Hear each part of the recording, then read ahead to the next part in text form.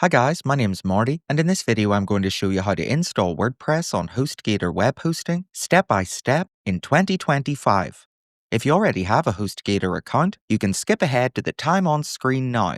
Then for everyone else, we're going to open up our internet browser and go to HostGator.com. Or if you want to support me and this channel, you can click my affiliate link in the video description or visit the URL that's on screen now. I will earn a small commission if you do this, and you'll also get the discounted price. So thank you in advance if you use my link, but even if you don't, I would still highly recommend using HostGator for your website. Then either way, once we get here, we're going to hover over where it says Web Hosting at the top, and then click into Web Hosting. Then on this page, if we scroll down, this will show us the different hosting plans they offer. Now, to be totally honest, you're probably only going to need the Hatchling plan. This allows us to create up to 10 different websites with up to 40,000 visitors per month. And this is going to be enough for most people. But if for whatever reason you need more than this, you can always go for the baby plan instead, which allows up to 20 websites and up to 50,000 visitors per month. Now, as I'm only doing this for the tutorial, I'm going to go for the Hatchling plan myself. And once we've decided on which plan we want, we can click Choose Plan. And now we're going to register the domain name we want for our new website. So we just need to type the domain name we're wanting to register into this box. And for my example, I'm going to type martyswebsite.com. Then over on the right, we need to click Search for Domain.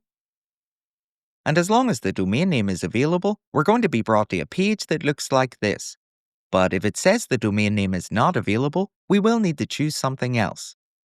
Then once we're on this page, and we know our domain name is available, here at the top we can see the hosting plan we chose, and we can change how often we'd like to pay for our hosting, here if we like, and I'm going to set mine to 1 year, as this way we get a great discount while still getting the free domain name. Then under this we can see the domain name we chose, and we're getting 1 year for free, which would normally cost us $12.99. Then, under our domain name, we have two optional add-ons, which are Domain Privacy Protection and Professional Email. But as we don't need either of these to build our website, we can click the trash icon to the right of each one to remove them from our order. Then, once we're done here, we can see the total price to pay over on the right. So it's only going to cost me $59.40 for 12 months of hosting and my domain name. And as these are the only two things we need to pay for, this means it's only going to cost us $4.95 a month to run our website, which is awesome. And don't forget, this is also enough hosting for up to 10 websites. And then if we look underneath, we can see they also offer a 30-day money-back guarantee. Then once we're done here, we just need to click Continue to Checkout. Now on this page, we just need to fill out our personal information, so things like our name and address.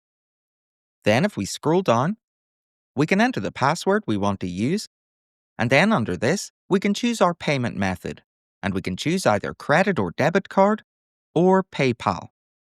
So I'm just going to pause this video while I fill out my personal information and pay for my order, and then I'll come back and restart it.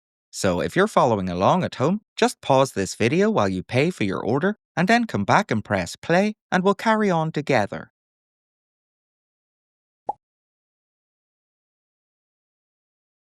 Okay, so that's me now back, and when I finished paying for my order, I was automatically logged into my HostGator account. And once we're logged in, we can start installing WordPress. To do this, we just need to click into Hosting on the left, and this will show us any websites we have. But as we haven't installed WordPress yet, we're going to click Add Site on the right to get started. Then we want to make sure Install WordPress is selected here at the top, and then click Continue. Now we're going to type our site title into this box, and don't worry too much about this for now, as we can always change it again later. Then once we're done, we can click Continue. And now we're going to type our domain name into this box, and this is the one that we just registered. So for me, I'm going to type martyswebsite.com. And now if we click Continue, HostGator will start installing WordPress for us right away. Usually this will only take around 30 seconds or so to complete, but sometimes it can take a little longer. Then, once WordPress has been installed, we might get a message that reads, "This site is using a temporary URL until the domain is pointed at HostGator." If this is a new domain name, it might take a few hours to finish setting up.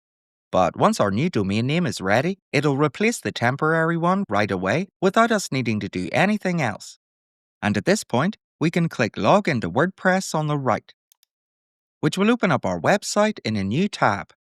Now, when we first install WordPress on HostGator, we'll be prompted to use their WordPress onboarding process.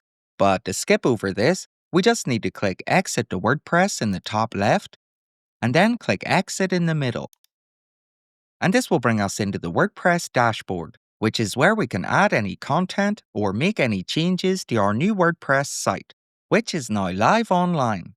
All we need to do to visit it is click our site title in the top left, and this will show us what WordPress looks like when we first install it. And don't worry if yours looks a little different than mine, as sometimes they change the default theme. But either way, it's just going to have some demo content on it for now, and it's ready for us to start customizing and adding content to. Then if we look up at the top, we can see that our website's using the temporary domain name, but this will automatically change to the one we just registered as soon as HostGator have finished setting it up.